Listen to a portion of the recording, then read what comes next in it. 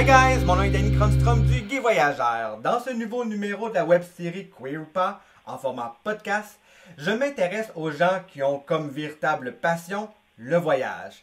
Cette passion viscérale, parfois qui obsède nos pensées. Chaque personne a ses propres passions, on la vit comme on le souhaite en réalité. Certains sont plus passionnés que d'autres, peu importe le domaine. Quand il arrive le contexte comme on la vit en ce moment, la pandémie de la COVID, nos passions sont souvent chamboulées. Encore plus vrai quand il est question de voyage. Pour en parler, j'accueille Martin Théberge, chanteur-interprète, qui a renoué dernièrement avec la musique en lançant son nouveau single « Tous les cris des SOS », popularisé par Marie-Denise Pelletier. Une chanson que bien entendu que personnellement j'ai adorée. Une version bien à lui qui a été aujourd'hui un véritable buzz sur les médias sociaux. Bienvenue Martin! Allô, allô, comment ça va? Ça va très bien, et toi? Ah, très bien, merci. Ouais, malgré tout, hein, c'est long un peu la pandémie, mais je pense qu'avec le temps, on s'y fait. On s'habitue. Effectivement, je suis content de te parler parce que je sais que tu as la même passion que moi, le voyage. Donc, avec les médias sociaux, etc., on suit depuis un certain temps. D'où vient cette passion, cette genèse du voyage? Puis qu'est-ce qui t'anime derrière un voyage? Ben, c'est certain que, tu sais, il se passe beaucoup de choses sur le web. On voit beaucoup souvent tu sais, quand on va, par exemple, faire des recherches sur l'Asie, puis qu'après, on voit seulement des messages sur l'Asie ou des vidéos sur l'Asie sur les réseaux sociaux. Ça, c'est une chose. C'est certain que je t'ai suivi. Je t'ai vu partir en Thaïlande avant moi, je t'ai vu faire l'Asie avant moi, donc il y a souvent des gens comme toi, des amis qui vont partir en voyage, puis ça m'a donné le goût.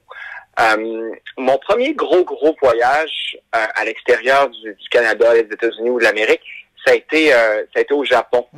Puis j'ai vraiment adoré la culture, les gens. Peut-être un petit peu moins la nourriture. Parce que j'ai trouvé ça quand même, tu sais, c'est déstabilisant. Hein? On mange pas du pâté chinois un vendredi après-midi. Mais ça a été mon premier 10-15 jours là-bas. Puis ensuite, je suis revenu, puis j'ai fait la Thaïlande. Qu'est-ce qui m'anime? Je sais pas. J'aime partir, j'aime voir ce qui se passe ailleurs. Ça nous donne le goût de peut-être ralentir un peu quand on revient à la maison. Un exemple, quand je suis parti en Asie, quand je suis parti à Noël dernier en Inde, quand on revient à la maison, on a moins de besoins.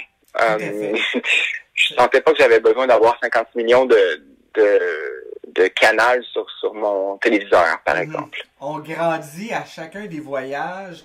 On évolue, on apprend avec les autres. Peu importe le pays que l'on va, que ce soit exemple l'Inde qui est parfois plus difficile, et certains d'autres pays comme plus faciles pour voyager, comme exemple la France. Je trouve qu'à chaque voyage, on grandit, on évolue. C'est ce qui est extraordinaire selon moi en matière de voyage. Je posais dernièrement la question sur le groupe Facebook du Gay Voyageur, Voyager en mode LGBT. Toi qui voyages quand même de temps en temps, préfères-tu voyager seul, avec ton copain, entre amis, en famille? Comment tu décrirais comme type de voyageur que tu es? Ben, en fait, j'ai voyagé beaucoup avec Christopher, mon copain. Ça fait quand même 10 ans qu'on est ensemble. Pour nous, là, c'est vraiment comme deux frères ou deux meilleurs amis en voyage. On n'a vraiment pas de difficultés. Ben, en bout de ligne, c'est toujours moi le boss, donc c'est pas compliqué, là. C'est juste qu'il y a besoin seulement besoin de s'habituer à mes demandes, puis ça va. Mais non, mais ce que je veux dire, c'est que j'aime beaucoup voyager avec lui. Par contre, j'aime énormément voyager avec ma famille. Je suis allé en Thaïlande pendant 6 semaines avec eux. Je suis allé aussi à Hawaï avec eux pendant plusieurs semaines. On a souvent fait les États-Unis, la Floride. J'avais un condo là-bas. Donc, moi, j'adore partir avec mes parents. On les voit vieillir un peu quand même, nos parents, puis j'essaie d'en profiter. Tu sais, il y a eu de la maladie dans ma famille, il y a eu du cancer, des choses comme ça. Donc, j'essaie vraiment d'en profiter au maximum. Étant à la retraite, ben pour eux, ils ont plus de temps. La retraite, c'est pas toujours ce qu'il y a de plus payant. Donc, je suis là pour les aider, pour les emmener avec moi, pour leur dire merci finalement, leur dire merci de tout ce qu'ils ont fait dans les 40 dernières années. Ouais. Donc, je pense que c'est avec ma famille que j'aime partir. C'est des voyages totalement différents, mais il faut en profiter de nos parents. Ils sont là maintenant, donc il faut en profiter. Puis leur dire qu'on les aime. Tu parlais d'Hawaï, de la Thaïlande, le Japon. Tu as un bagage incroyable en matière de voyage. C'est une passion. Le voyage permet à la découverte, connaître de nouvelles cultures, rencontrer des gens aussi avec leur parcours, leur histoire, avec tout ton bagage que tu as vécu. Quels sont tes pays préférés que tu as visités? Moi, je pense que c'est la Thaïlande. Ça revient tout le temps sur le top list là, de mes voyages. Pourquoi? Parce que puis en Thaïlande, moi j'aime beaucoup le sud, oui. Phuket. Il y a des gens qui vont me dire oh non, moi je vais pas là, c'est trop touristique. Ben c'est touristique, oui. Pardon? Il y a des coins cachés à... Ben exactement. Moi là, quand je vais à Phuket, je suis dans un coin caché. Premièrement, je loue une maison en montagne avec une vue incroyable sur la mer. Juste descendre la montagne, ça prend 15 minutes en voiture. Donc, tu sais, les routes sont quand même, c'est quelque chose là-bas. Donc, j'essaie de rester plus près de l'aéroport. Puis dans ce coin-là, j'aime beaucoup ce coin-là. Moi, ça revient toujours sur le top de ma liste pour la nourriture aussi. Je veux dire, on descend à la plage, on va chercher un petit lunch, je reviens à la maison. Des fois, je travaille un peu sur mes choses, sur mes trucs. Ouais, ça a été vraiment... si, par exemple, il y a un endroit... Si un jour, je m'achète un condo, je pense que ce serait peut-être dans le coin de la Thaïlande. Je les regarde d'ailleurs souvent. Mais c'est un très beau projet. C'est un peu cher. Deux, c'est certain que quand on a un condo, après ça, on se sent obligé de toujours aller à la même place. Il reste beaucoup d'endroits à visiter. Donc, je sais pas. Mais je pense que la Thaïlande, c'est vraiment mon must. Ce qui est le fun avec la Thaïlande, c'est que c'est facile à voyager. Les gens sont gentils. La gastronomie est au rendez-vous. Moi, la Thaïlande, je suis allé 5 fois. Et à chaque fois, je ne suis pas déçu. C'est incroyable. Autre que cette destination-là, le coût a augmenté entre la première fois que je l'ai fait début des années 2000 à la dernière fois en 2019.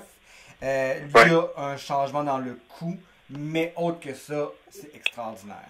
Mais est-ce que tu parles d'un coût de nourriture, par exemple, ou tu parles d'un coût de voyage? Autre que le billet d'avion qui est somme toute similaire avec une augmentation normale, je dirais que le coût de la nourriture, j'ai vu une vraie différence. Le coût du transport local, une différence. Le coût d'hôtel. J'étais allé... dans les coins touristiques, le coût a augmenté, mais quand on sort un petit peu de ces zones-là plus populaires, c'est les mêmes coûts qu'à notre époque. Oui. Donc, moi, j'aime beaucoup sortir des zones touristiques. J'aime découvrir le hors sentier battu. Pour moi, c'est ça, un voyage plutôt... Oui, tu sais, visiter le Paris, forcément, la Tour Eiffel s'inscrit. Mais j'aime sortir des lieux, bien entendu. Oui. Non, je comprends. Tu sais, tu as visité l'Amérique comme tu as fait mention, l'Europe, l'Asie. Tu as fait quand même certaines destinations vraiment iconiques, bien entendu. On est en période de COVID-19. Un jour, on le souhaite, ça va arriver. Il n'y en aura plus. On va pouvoir ressortir. Pour toi, quel sera ton prochain voyage en dehors du Canada après ce contexte-là? Mon premier voyage, là, il faut mentionner que ça va être à l'intérieur du Canada, ça va être en Gaspésie parce que ma famille est là-bas. À partir de ce premier voyage-là, je veux repartir avec ma mère. Juste moi et ma mère, on se laisse faire un voyage parce que dernièrement, elle a eu des gros traitements de chimio et tout. Puis ça va super bien, elle est super en forme. Mais elle m'avait dit j'aimerais beaucoup aller en Europe. Donc, j'ai envie de partir à Paris. Puis de Paris, vraiment faire peut-être quelques destinations que j'ai déjà fait. Tu sais, on aime ça, chausser nos vieilles chaussures là, ou nos vieilles pantoufles. Ce serait un peu dans ce style-là, mon voyage. Donc, ce serait probablement Paris, Barcelone, l'Italie, louer une voiture, essayer de lui faire découvrir, tu sais, un voyage intense, là, en 3 semaines, peut-être, là, faire plusieurs destinations. Puis, parce que c'est jamais loin, tu sais, c'est 1 heure, un vol, c'est à peu près, 1 heure et demie. Puis, ouais, y aller comme ça. Puis le coût des vols internes, souvent, c'est à moindre coût. Avec les low cost que l'on peut trouver comme Ryanair ou EasyJet, par exemple. Nous, au Canada, on ne vit pas ça. Souvent, les coûts d'avion sont tout le temps un peu chers. Mais la réalité en Europe, c'est le transport est accessible. Exactement. Puis la même chose quand tu arrives en Asie. Tu sais, pour nous, les Nord-Américains, ou je me souviens qu'au Japon, il y avait une passe de train qu'on pouvait se procurer pour à peu près, je sais plus combien, c'était quand même assez cher, mais beaucoup moins cher que prendre le train entre une et l'autre destination, le train rapide. Là. Donc, on pouvait le prendre autant de fois qu'on voulait. C'est un genre de passe, un peu comme une passe de métro à Montréal. Là. Tout à fait. Tu peux faire une grande partie de la grande île du Japon, effectivement. Ouais, on se promenait partout à travers le pays. Donc, ça, c'est super aussi. En mi-mars, on a dû tous s'arrêter. On est confinés. On l'est encore aujourd'hui au moment de l'enregistrement. Comment tu as vécu le fait qu'on a dû s'arrêter? Je sais que tu avais un projet d'album qui est en cours, etc. Ouais. Mais il y a un album, il y a aussi une passion qui est mise en pause dans un temps toujours indéterminé. Comment tu vis ça? Ben, en fait, la musique sur l'album, sur mon premier album, est terminée. Ça, on avait terminé ça en novembre dernier. Ensuite, en janvier, je suis parti à Hawaï pour tourner le premier vidéoclip qui a d'ailleurs eu un méchant buzz sur Internet. Là, on a tapé le 1,2 million. Ça a été vraiment comme... Merci, ça a été super cool.